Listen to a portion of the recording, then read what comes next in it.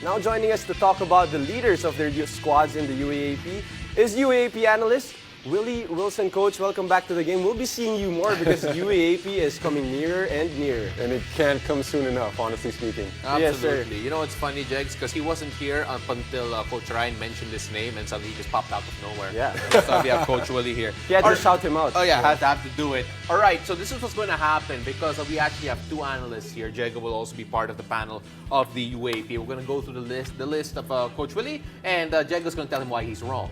So, Or right. Well, I don't know about that. All right, so first off, Coach, you picked out John Lloyd Clemente. Can you explain why we should watch out for him as one of the best to watch out for? All right, so John Lloyd, JLC for short, has always been a bucket. We've known that from pre-pandemic and post-pandemic.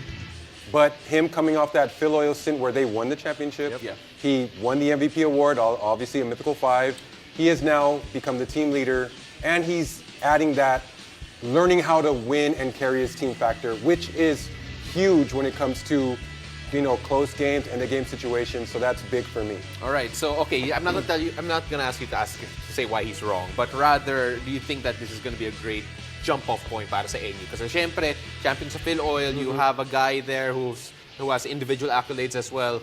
Is that going to be somewhat a momentum point for NU? I think that's a big boost for NU because they have that collective experience of actually winning and defeating some of these UAAP teams. So when they get into the UAAP, they'll be like, okay, we beat some of these guys, maybe some players didn't play on the other side, but we were still able to get wins, do the right things, both on offense and on defense. And I agree with Coach Willie. I think JLC, this is his year. He had, I think, 13 points per game in the Phil Oil. Yeah. So that's like a few points more than what he averaged last season in the UAAP. So let's see whether or not he can take his act in the upcoming season to a new level and hopefully guide NU to even greater heights. Now moving on to LJ Gonzalez, Coach. So what about LJ makes you feel like, ooh, gotta watch this kid? Well, I mean, even going back to last season, LJ was a marked man for every team that they were up against. So he was one of the featured players on that FU squad. Now, with the loss of RJ Barrientos, he has even more now put on his shoulders, and I expect him, coming off of that season, to be even better coming into this coming season. Jegs, when you got a guy like LJ who has to not necessarily fill in the shoes, but rather be able to help close that gap that is the size of a Barrientos, how difficult is that, but how exciting is it for him knowing that he'll probably have more shots up? You know, Pao, back when I was still playing in the UAAP, LJ was actually a rookie in my senior year, and I like what I see from LJ and his development. He's having a mid-range jumper now, also a three-point shot, because the first thing that when he did in the UAAP when he came in was just to drive and attack. That was his strength. And I played against him in a pocket tournament in Davao, and he has the green light from Coach Olsen. And I'm excited to see that same green light that Barrientos had. And let's see how LJ does it with him. And still, nobody can stop that drive. That's his bread and butter, and he's so good at it. Speaking about guys with green lights, lights so green they're probably neon. You got a guy here that, Coach, at least according to a writer, she says that being looked as a possible high draft pick next season, Jerom Lastimosa. Definitely, man. That's Mr. Clutch right there, Mr. Fourth Quarter. I mean, how many buzzer beaters did he have last season? When the game is on the line, you put the ball in his hands and he puts it in the basket. Yeah. I'm excited to see him play. He can score on anybody, great isolation player, and just ice in his veins. Yeah. And you know what, Coach Willie, we have a plus here because he just scored on Jego, if I'm not mistaken, recently. So can you tell us more about this kid?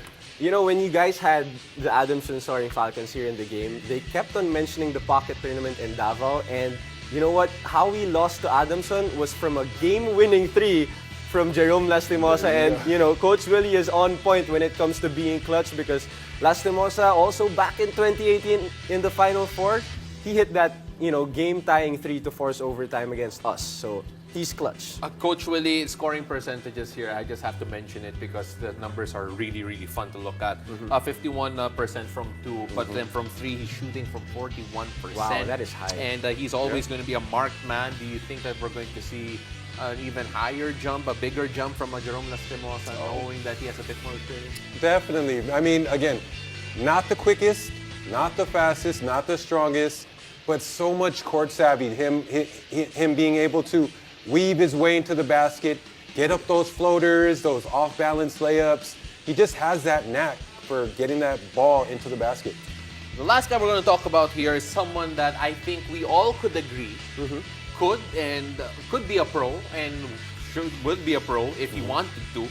Itong si Ange Kouame. And Ange Kouame, for all those who don't remember, was a beast last time around, Coach. But then why should we MVP. watch out for Ange Kouame this time? Well, you know, he's coming off of injury, but in that system, you know, I call it the system that Ateneo runs, it will always have Ange being productive. Yeah. And with all the experience that he's accumulated in the system with those guys, it revolves around him. He's the sun in that system. Yeah. In the solar system. I like Yep. it. He's I like the sun. analogy, He's Coach. the sun.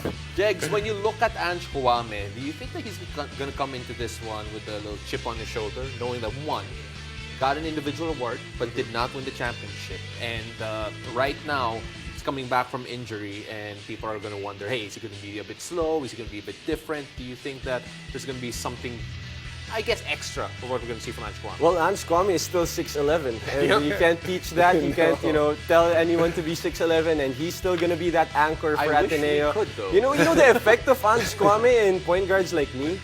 I wouldn't even dare to drive and try to lay the ball up. I'll just go shoot threes and mid-range jumpers. That's how he affects the whole dynamic of the game. But you're good at those, though. Yeah, You're I very mean, good yeah, at those. Yeah, I like that, Coach. Thank you. Thanks for the compliment.